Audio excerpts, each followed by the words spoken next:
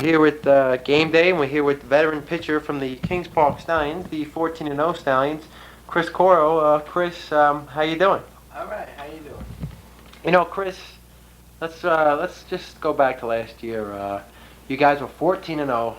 You guys were the top team in the league. Everything was going great for you. Your dream year. You built the team for 4 years. This is your dream year. Everything's going well, and then the playoffs. You guys suffered one of the devastating losses I've ever saw in history. And tell us a little about that game, and has this team recovered from it? Well, about the game, it's been said so many times, we choked, It's plain and simple, that was it. We played a third place team, we beat them twice during the season, and couldn't do it this time. But I think we're not looking at that loss this year. I think we know we've got a strong team, made a couple of changes, both in fielding, batting, and player roster. And we're going out there full force. All right, Chris. You said something about changes. Explain these changes. Well, probably the biggest change was the acquisition of Chris Wolf. Mike Cooper wasn't feeling too comfortable at short, especially as they know in the playoffs last year. And there was a change it needed. We thought that maybe we need one more puzzle piece to fit the whole puzzle. And so we picked up Chris Wolf, who was a holdout last year. Signed him to a good contract, and we just had a little practice with him yesterday. It looked good. We think he's going to fill the shortstop role excellent. He's going to be a leader out there. And he's going to give us a good spark with the bat, too, which will pick up the offense whenever it's slow. At the manager Ray Coyne's house in Kings Park, where we're talking to veteran pitcher from the Kings Park Stallions, Christopher Coro. Chris, lots has happened since that 14-0 season loss. I mean, the last time we talked to you, none of the Stallions really wanted to talk about it. They didn't really want to. Nobody really wanted to talk about the game. We had one interview with you, and you guys were going into a new season on Sunday mornings. You guys played, I think, a couple of seasons since then, and now it seems like you guys are new. You have some new jerseys. A lot has changed with this team. Is that the truth, or do you think it's still the same team going out there from last year? Well, I think that, obviously, besides Wolf, we've got the same players out there, but everybody wants to win. We want to go out there and bring the trophy home. And, like I said, we've gotten different jerseys. We're hoping that can bring a little spark to us. We've got new fielding ones. We've got Mike Cooper now over at second because Chris Wolf is short.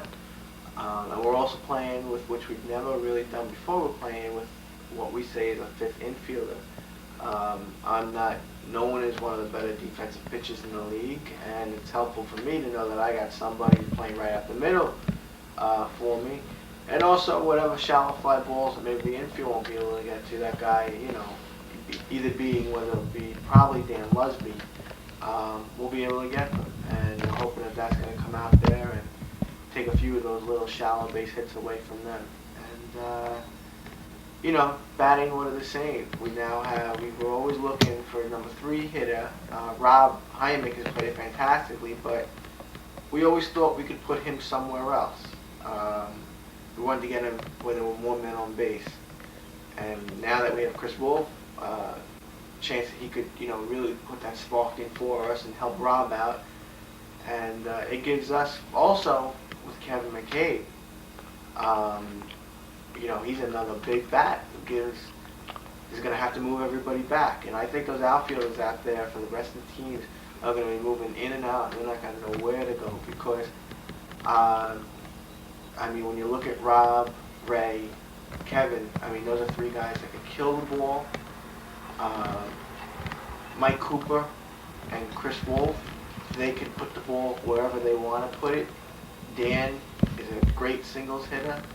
And even Tom DeLuca, you think he's going to left field. He'll hit the right field whenever you guys least expect it. So I think we're all going out there playing smarter, too. And I think it's going to really help a lot. And pitcher Chris Coro from the Stallions.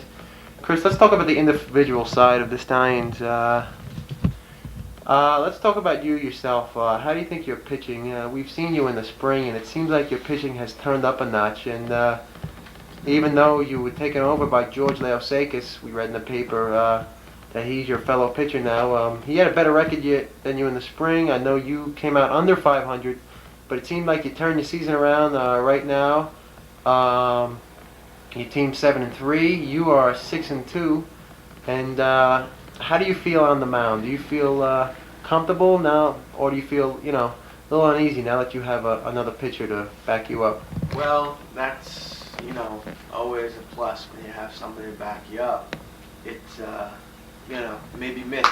I don't know how we're going to do it pitching-wise this season.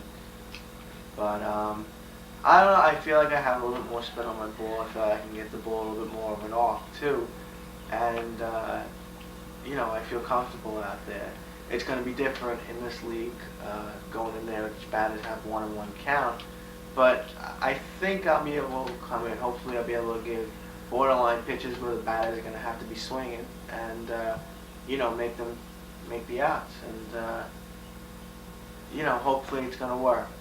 I'm looking forward to it, and I hope I can adjust.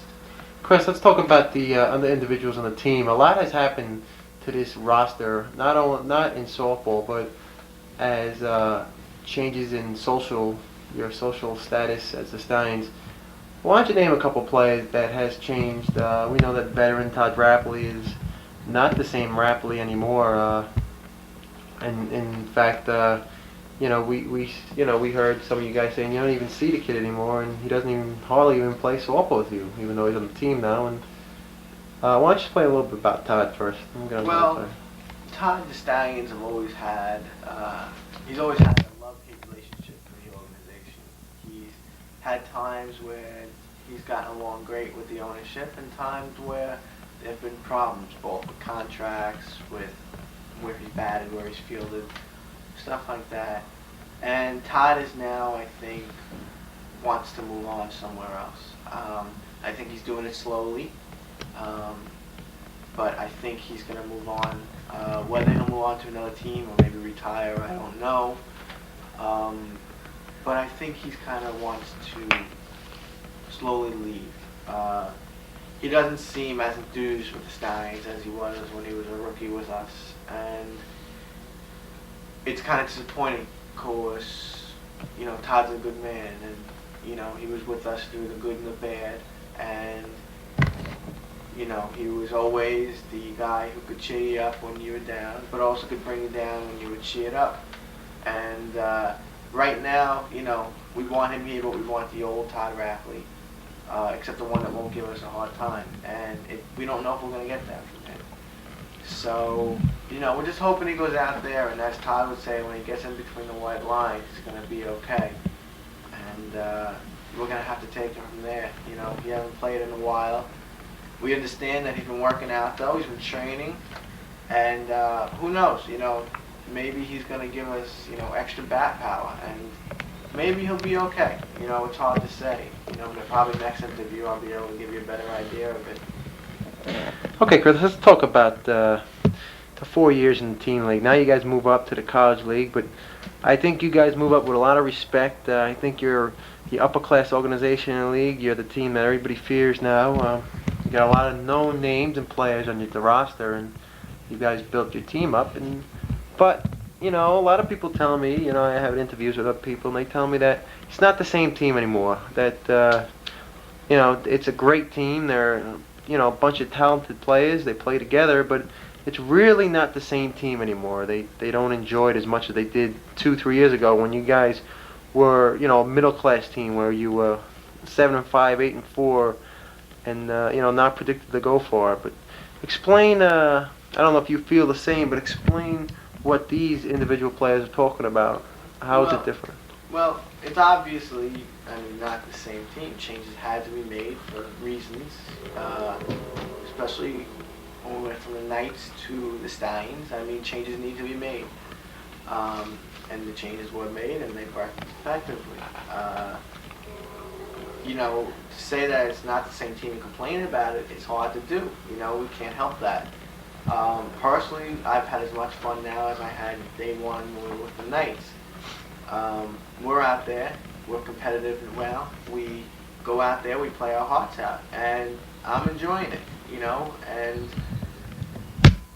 to say, we had a better time then, 2, 3 years ago. I don't know. I mean, personally, I'd rather win than lose.